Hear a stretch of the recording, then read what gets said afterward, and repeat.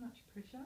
I can't handle to see them under so much pressure. For some reason, I kind of... Folks, well, first of all, we need to have a sign-in sheet. Yeah, I know, there does. That's just true. your name and beginning and your phone number would do, and your signature. Okay. All right, so you just sign in there. What's that? Is that yours there? That's next lesson. Oh, did you want to do one? It's like, yeah, it's good money.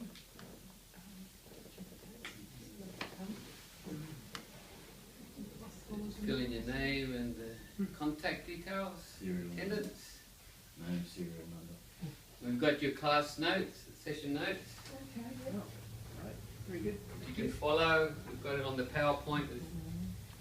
A few read as we go. You've had to do all this, have you? Craig, have you had to print all this out and do all this, have you? Yep. Yep. Right. Thank you. Well, that's a lot of work, isn't it? Yes, it is. So welcome again, folks, to session 3, to our techniques of oral presentations. This is our 3rd session, and we've gone through the WHS information like last time, so you're aware of all that. And at the end of our session today, we're going to have a 2-minute little quiz just to remind us what we've learnt today. Okay. So the first question we want to look at today: why is improving oral presentation communication important? What do you think? Why is it important that we improve our oral communication? Here we are working for our pharmaceutical company. Why is it important that we improve our oral communications? I'd say to make yourself understood. Okay. Anything else? Oral communications. Maybe to make the information more clearer to the customers. Okay. Sounds good. But what we don't want to do is this. We don't want this to happen in our seminars for the company, do we? In our presentations Well, for the one company. thing, that won't happen in church on Sunday, that's for sure. No. Because really speech is one of our 3 fundamental communication modes, isn't it? We have speaking and writing and reading.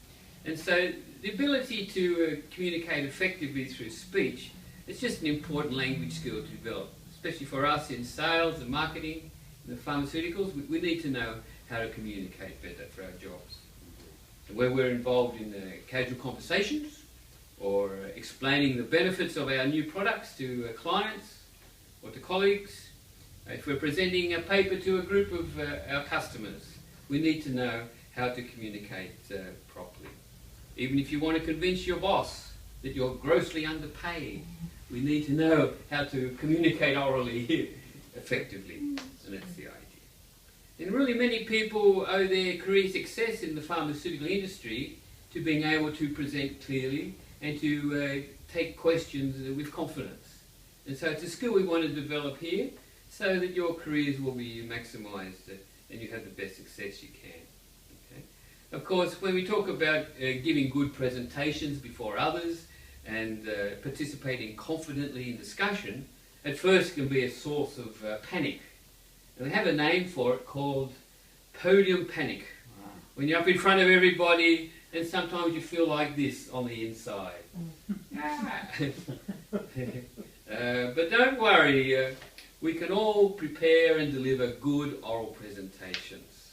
But don't be afraid. Here's a little video.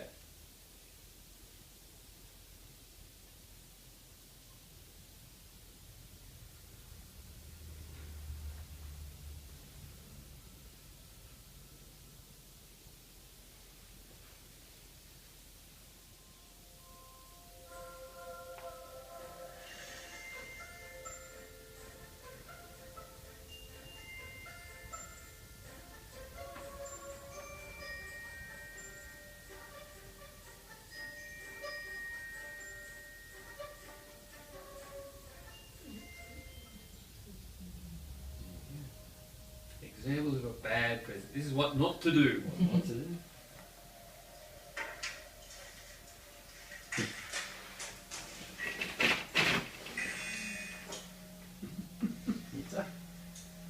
It's like a voice.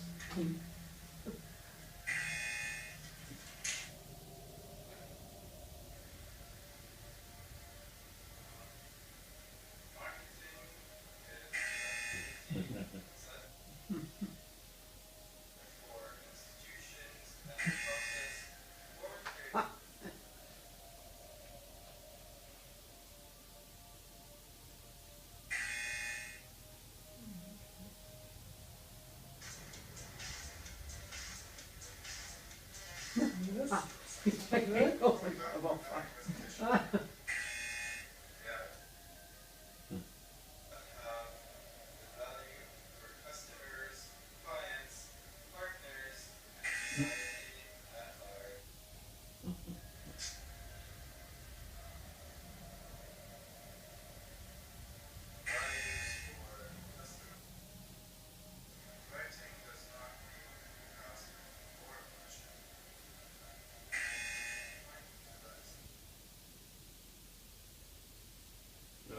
That's how not to do it. I think we can all not do those. Yeah. Okay. Right. So let's have a look now at the delivery messages. And by the end of this session, we want to be able to do these things. Identify and understand the 4 delivery methods of making oral presentations. The art of rhetoric for when we are delivering the presentation. How do we deliver our presentation? The 4 parameters needing in preparing a presentation, and the concept of brainstorming. That's what we're going to cover. And so let's look at the delivery methods, first of all. There are at least 4 methods that we use for oral presentations. It's in your notes there. The best of these is the extemporaneous method. It's the worst is the impromptu method. And in between, we have the memorization and the reading method. So let's have a look. These are the 4 main methods of giving oral presentations. So let's have a look at A, the extemporaneous method. It's spoken with good preparation. You put a good effort in, and this is very significant. You don't write it out word for word, you don't memorize it, but you put the good preparation in, and because this will give you the best quality. Okay, the extemporaneous method. Because when the audience can see that you put good effort in, they feel that you care enough for them. They're like, I'm important. I've come here to your company's seminar, and you care enough to put the effort in. And so the extemporaneous is really the best method, and it requires 3 things. Number 1, a detailed layout of the presentation from beginning to end. You know where you're starting, you know where you're going to finish. Secondly, you do your homework and you fill in your own knowledge gaps. If it's our product or the marketplace, you do your homework. You're well prepared. And thirdly, instead of using your A4 paper like most people, get the little cue cards, the 4x6 or 6x10s, and just put your main points there, because it helps you when you forget where you're up to. It jogs your memory, and it keeps the presentation going, so you don't get those dreaded silent moments like, oh, we want to keep that away. All right. Secondly, the impromptu method. It's characterised by poor organisation. For some guys, there's no organisation nor preparation. They just wing it. Okay? And it's often characterised by incompleteness as a result of that. But this, what does it tell the audience, do you think, if we use the impromptu method? What do you think that tells the audience? But you didn't prepare at all. Yeah. And what do we think about the audience? What is it? How do they feel? Well, you don't feel indifferent. Yeah, that's right. It's written down. They feel like this guy doesn't care about us that we're here. He's just doing his job. So Yeah, the audience just feels doing it out of indifferent. duty. Yeah, just doing it out of duty rather than... Yeah, and that's like any presentation you hear, isn't it? It's the same. Because the memorization method, we can do that. You memorize everything, but this is very risky because what happens? You lose your place. I found students do that all the time. They memorize their answer and they go, oh, I forgot my place, and it all stops. So we don't want to do that. Or else they leave out very important information. Especially for our clients, we want to hit the nail on the head, so we don't want to do that.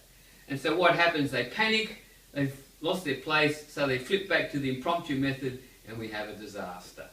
So we don't like that one. All right. And then the reading method, it's really, no one likes someone standing there reading behind their notes. But it is acceptable, perhaps for technical presentations, and perhaps the scheduled speaker was sick, and they've asked you to fill in. Well, then everyone understands, John's sick, so Bill's coming, he's going to present the paper. It's full of technical information, and so people don't mind a bit of reading for clarity's sake and for the emergency of the situation. So those are the 4 methods of delivery. But how do we deliver our, let's say, our extemporaneous method? Well, we get to the art of rhetoric, the good old Greek art of rhetoric that the philosophers expounded wisely. Because what's the main purpose of our presentation? What do you think? What's the main purpose of our presentation? To learn, to be learning, to be... For the audience, if sum it up in one word, what are we trying to do to our audience? To engage the audience. To engage them, Communicate. to communicate, and also to persuade them, isn't it? We want to, about our products and services, we want to persuade them. And this is what dear old Aristotle, and this is what he said. This is what he said, discovering all available means of persuasion in any given case. So Aristotle was the consummate salesman, even way back there. This is the skill of rhetoric. Discovering all available means of persuasion in any given case.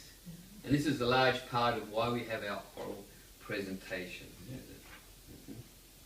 Because when you're delivering a presentation, it's designed to persuade. You've got to persuade that your message is important, your product is important, that your ideas are valid. We're trying to get the audience to accept this. And so it's useful to develop the art of rhetoric. And so Aristotle here, he put it into three categories, the art of rhetoric.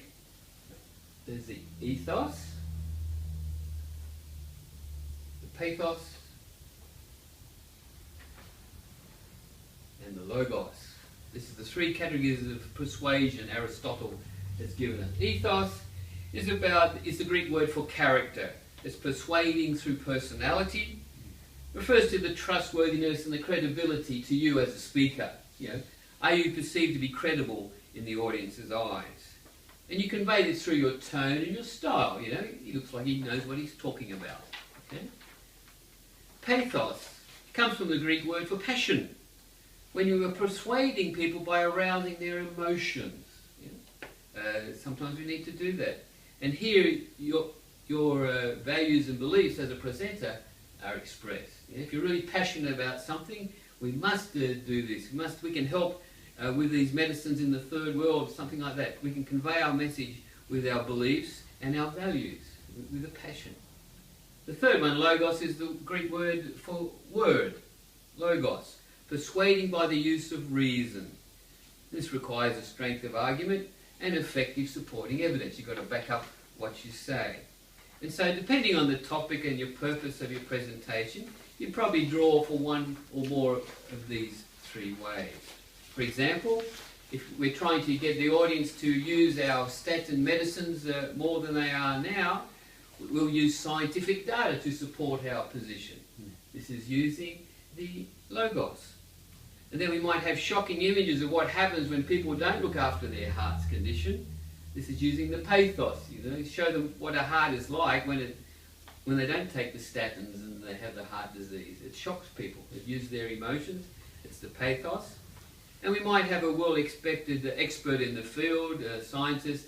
This would be using the ethos, because he'll have credibility. He'll present our position. And so now we want to prepare our presentation. We know what we're going to do. We know how we're going to do it. But how do we prepare it? Irrespective of the delivery, we must look at the following parameters. Right? The first one, identifying the purpose. We must identify what is our main purpose. Why are we here doing this presentation? And if you really grapple with this first, then you're better able to ensure that what you say is focused and clear and to the point. And you might feel inclined to say everything. You have great knowledge, which you'll get in this company, but we have to be selective. Does it meet our purpose, okay, for a given topic? And because you have to really put it into a clear and informative argument, you're arguing your case. Okay. So when you prepare your presentation, these are sort of questions to consider. Why am I saying this? Every time, as you're preparing to sit down, really ask yourself, why am I saying this presentation? What's the point?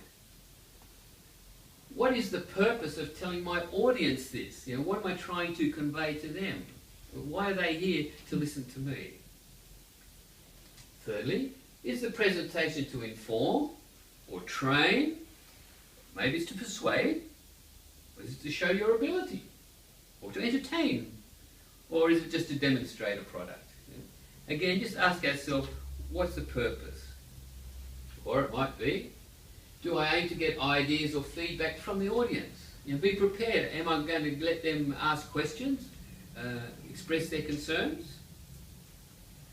And really, what do I want the audience to do, to think and to feel? So these are the questions when we consider when we're planning our purpose. Why am I going to do this? The boss has asked me to, of course, but what's the real purpose? And so these are the questions we need to ask ourselves. Because if we're clear about our purpose, that helps us to choose what information we'll include and what information we'll omit. That helps us do this. Will it be formal or informal? Do you want the audience to interact with you, or you just want them to listen? Depends on the purpose. Will you include a role play, for example? Or will you use a PowerPoint presentation? Will you have videos? Will you have a demonstration? Or will you have a discussion? See? What's your purpose? And we need to think of it. Don't just go, oh, something to do, the boss asked me. No, we want to do better than that. So communicate the purpose, and so, because that helps them to know what is their role in this seminar too. See, people, they want to participate. People hate just sitting there passively, not interacting, as Paul said, not engaging. They want to know, what's my role in this? And so that's why when we state our purpose, think about the audience. Because then they'll start thinking, oh, this is useful to me, I'm interacting with it. This is what we want them to do. Okay. And so in line with it, the second thing is to consider the audience further. Think about who you're presenting to. Because it sounds obvious, doesn't it? Well, of course you think about your audience, but so often presenters are thinking about themselves, and what's interesting for me, and am I going to make it, am I going to perform well? They're too focused on themselves, and they forget the audience. Even though it seems obvious, but often presenters, they're just too self-focused. And so, but we want the theme and the title to be concise and meaningful.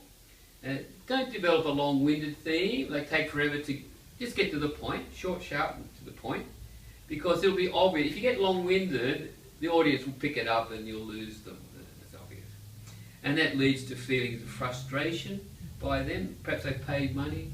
They can feel confused. I came for something, and I went to one thing once, and the speaker just went off on a tangent going, what are we here? We went for a youth conference, we're talking about medicine. Anyway, we don't want to get distracted, okay? And so, to help you with this, we've all been in the audience. We've probably been in the audience more than been the presenter, if we think about our life. And so we want to think about, from the audience perspective, what makes a successful presentation?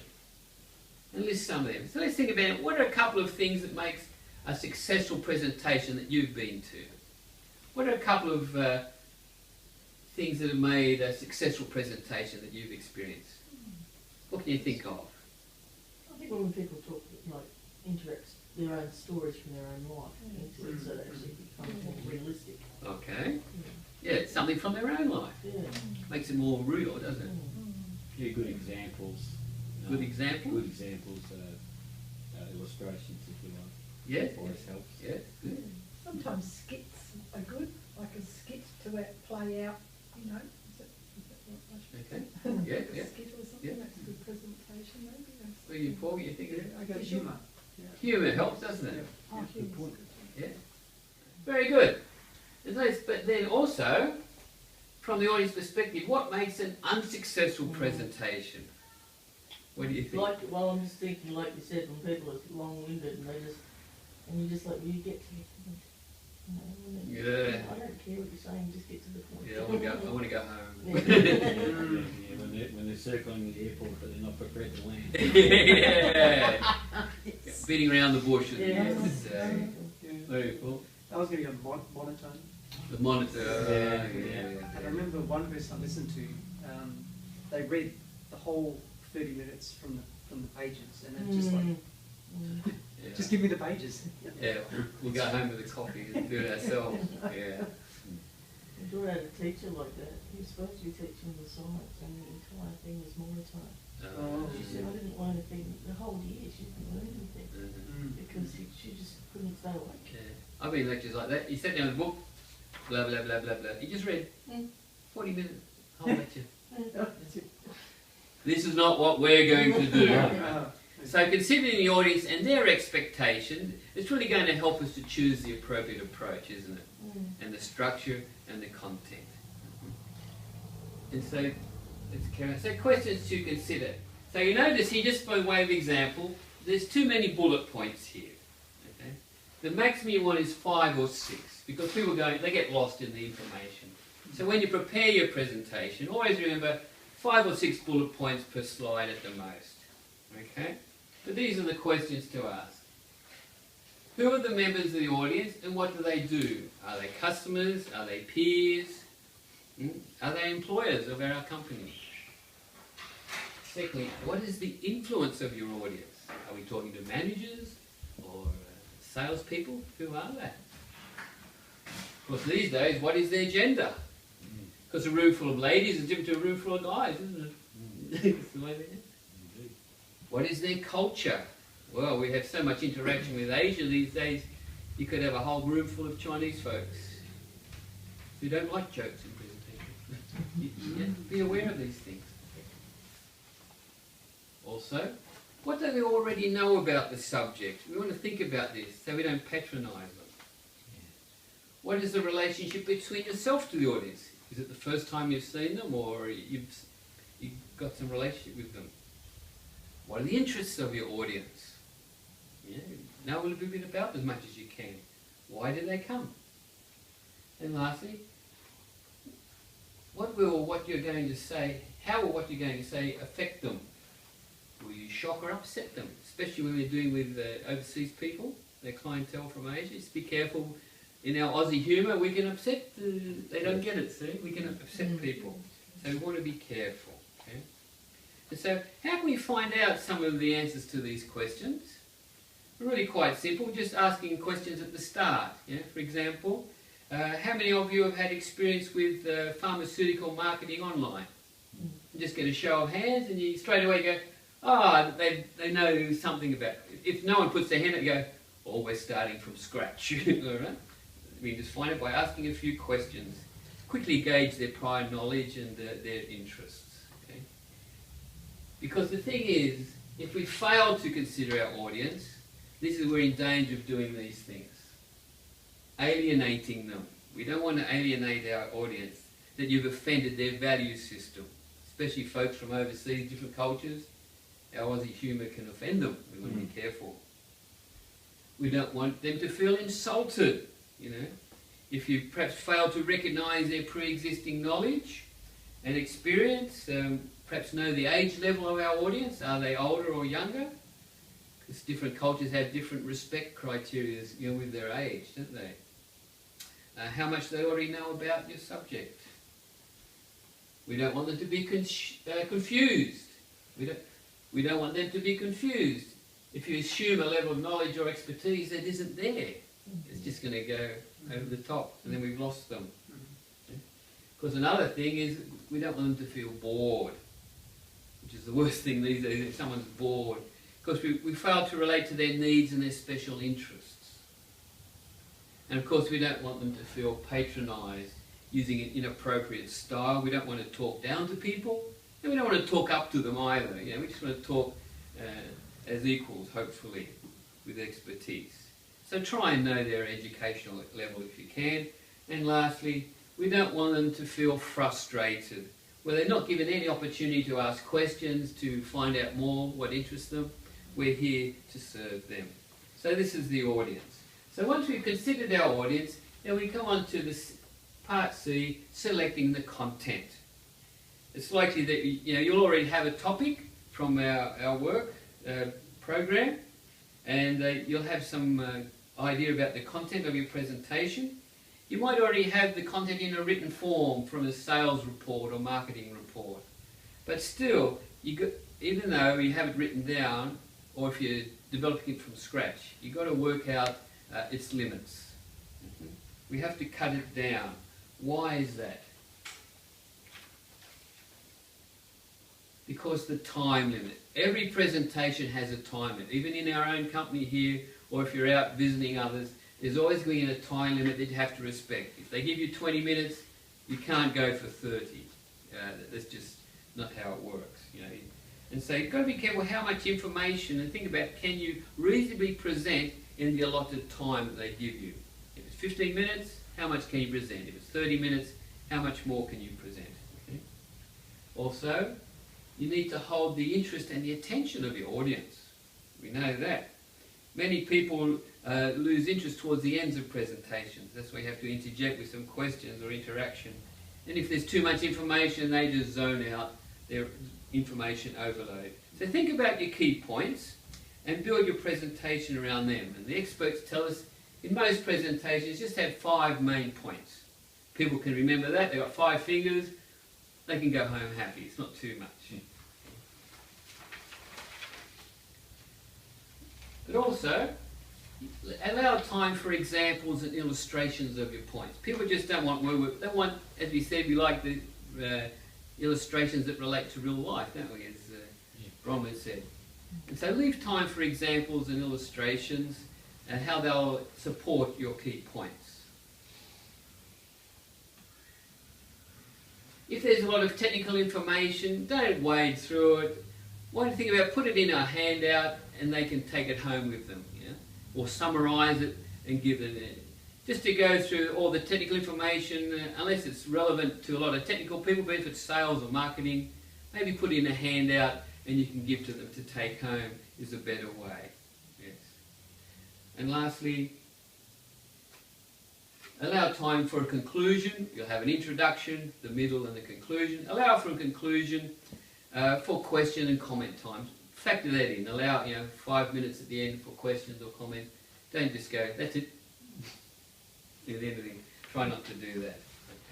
All right. And so, but how do we go about generating, organising new ideas? Well, we know the famous process called brainstorming. I think we're familiar with that one. It's a great process for generating new ideas. Because the common mistake is often that people research too much.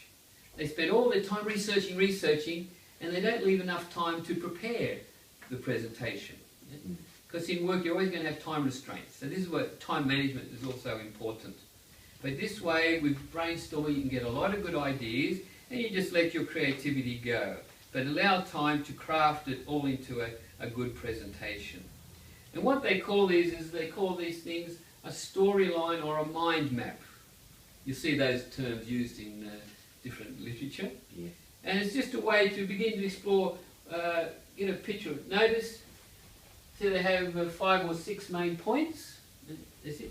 And then on each of the main points, they just go and brainstorm what's going to be useful information. It's kind of a very useful one. You've got copies there. There's another on the next page. This one. This is an actual one from a marketing firm. We're working out how to produce their marketing flyers. And so this is taken from what they use. Notice again the 5 main points. Size, colour, timing, cost and place. And then they could just brainstorm and think and discuss. So the good old brainstorming on a storyline or mind map is a great way just to collect our thoughts and put it together. So, very nice.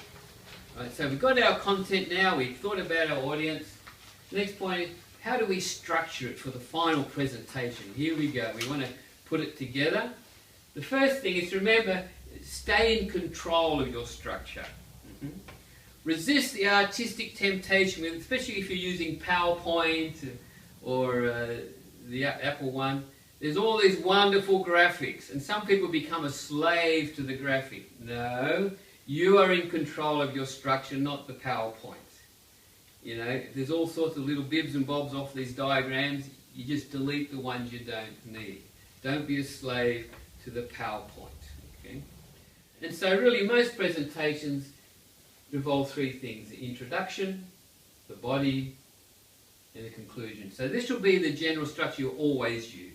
Okay? The introduction, you're telling them what you're going to tell them. You know, we're here today, and you just tell them what's in the body of the talk. And then the body, you tell them. And then the conclusion, You remind them of the key points. In other words, you tell them what you just told them. Okay?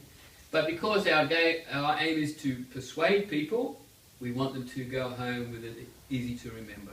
And this is standard structuring of oral presentations. Introduction, body, and then conclusion. Okay? So let's have a look at the first one, the introduction. The introduction, this is a must. Okay? Because what do you think? What's the purpose of an introduction, do you think? Sets context. Sets the context, yeah? To gain people's attention. Gains people attention, yeah. Yeah. Anything else? Structure. Kicks it off. You're on a structure, yeah? And creates expectation. Creates expectation. You feel like we're going somewhere. There's something coming. And also, Bruce said, it builds rapport with the audience. Just an introduction, it builds rapport with them. And it sets the scene, as Brad said, and it engages their attention by motivating them to listen, by rating a topic that's of interest to them.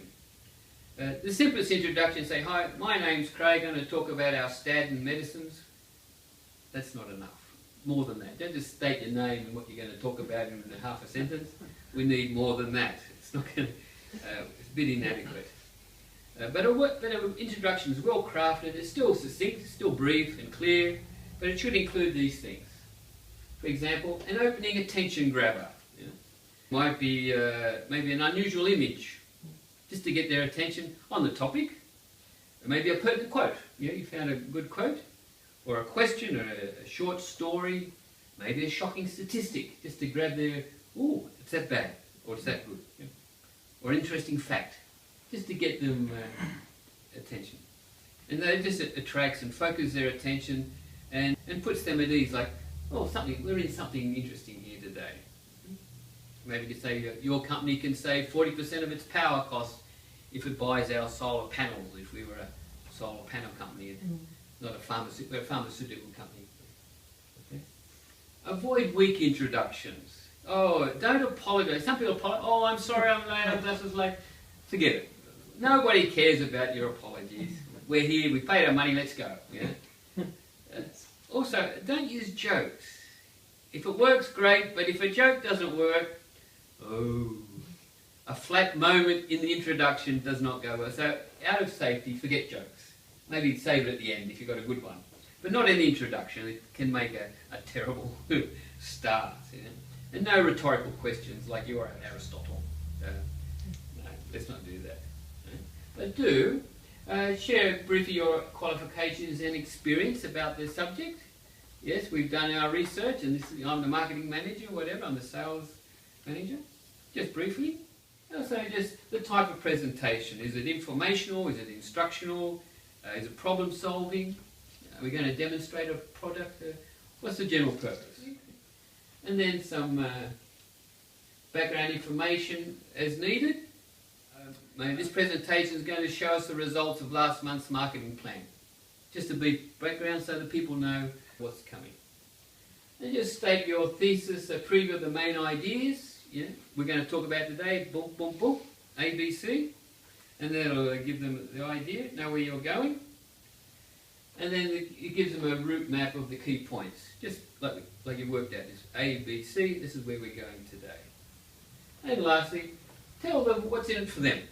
Okay, you'll be able to sell more product in Italy if you join us in this adventure. You know, something. What's in it for them? They've paid money, they've come, and so you want them to easily follow your thought process because you're well planned. And so that brings us to the body. And so, of course, with the body, you must explain, support, and defend your thesis. What you've just said, you've got to support it with facts. There should be moving from and all the main points of your topic must go in a logical, smooth, linking order. It should make sense. Don't go all over the place, left and right, just A, B, C, in a line. Tell the audience how this information is relevant and applies to their experience, because we want to persuade them. We're selling our products and services, so we must persuade them in this way. And divide your content into sections, bite-sized chunks. Don't just blah, blah, blah, a lot of information. Break it up into subheadings. And what to do between each of those sections, have a signpost. For example, you might say, now I've given you a brief overview of the problems, this section, Now let's move on to some possible solutions. I think will be your next section. So divide them up in little sections, have these little signposts to go from one to the other, and this helps the people follow you and know where we're going. And they know what to expect next. And if we're at a place where there's a group of presenters, also you have transition between speakers, you know. So you finish your presentation, you do your summary, your conclusion, they say, our next speaker is Mr. Bill, and he's going to talk about so-and-so. So even when there's a group of speakers, you have the transitions between them and the summarising. And then a later speaker could actually refer back to what you said and tie it in with his message. So we're all connected, so people can follow it in a logical way with these transitions. And lastly, use anecdotes and real examples that are not difficult to understand, as Bronwyn said before, you know, especially from our own life. You can't beat real life examples, can you? And so that's the body. And then you come to our conclusion. 4 main points of the conclusion. Again, the conclusion should be well planned. Don't just wing it, impromptu. Plan it all out properly. And these 4 main points should always be part of it. Firstly, a summary, a clear summary of your purpose and your main points. Just go over again briefly, just to summarise. It should answer the question for the audience, so what? You know, what's in it for me? We want to answer that question just briefly. What's the benefits of our solutions, our opinions, our services? And so remember to use the same key words that you use in the body. Don't create all new vocab. We should be, whenever we're concluding, we're summarising, use the same key words you've used in your body just to make a fresh, brief, concise restatement of your case so they understand. This will just drive home your main points. Emotional response. If it's designed for that, if that's been your purpose, to get them to really come on board with something in an emotional issue, plan to make a strong appeal at the conclusion. Don't just go, oh, I hope it so. Make that strong appeal. Come on, we're going to do this, you know. Yes. Recommendations. If you have a recommendation, and particularly one that requires action from the audience, state it clearly again. This is our recommendation. Okay? And again, plan the precise words that you use and don't leave it to impromptu words. Because you want the audience to know exactly what they have to do. And this is our recommendation, this is what we need to do. So tell them precisely. Okay? And lastly, our exit line to finish up. Don't flounder, don't struggle clumsily at the end. Just make a crisp, predetermined statement on a positive note. Don't just go, that's it, you know. Sum it all up, be positive, we're going to rid the world of this disease, and so memorise it. Yeah? Use and maybe another attention grab, another image, a pertinent quote, a shocking statistic perhaps. Just consider alternatives. You have any question? You know, something a bit more dynamic than that. Okay? Just to finish up, you might have a cartoon or a team logo. Resist the temptation just to add some impromptu words or your favourite joke if it doesn't work, those sort of things. And so we just want to make the audience feel like it's been a worthwhile time. They've got something, they're going home on a good note, and that's it. We want to avoid this if we can. Yeah. We don't want these guys to be your audience. And we don't want these guys to... Oh, it happens, I suppose. But we don't want this. We want to do better than that in our company. And we don't want death by PowerPoint. Definitely not that. So remember, variety is the spice of life. Okay? So be creative. That's why it's nice using the storyline and the mind map. You can just sit and ponder a bit and plan out your ideas. So in summarising, we've looked at these things: the delivery methods of oral presentations, the extemporaneous method, the impromptu, the memorisation and the reading. We looked at the art of rhetoric use in oral presentations, the 4 parameters needed in preparing. We identified the purpose, considering our audience, selecting the content by brainstorming, structuring the content with an introduction, a body and a conclusion. So thank you. That's the end of our session. We have a quick little 2-minute feedback quiz, all right? So let's do that now. I taught it at the university. Oh, okay, so you had a bit... So here's our little, just a quick little assessment.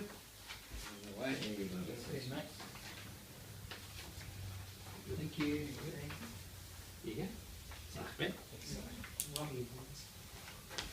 That just takes 2 minutes, and then we have to do a little feedback. And then we have a little feedback form. We always do feedback after each session because it helps us do better next time.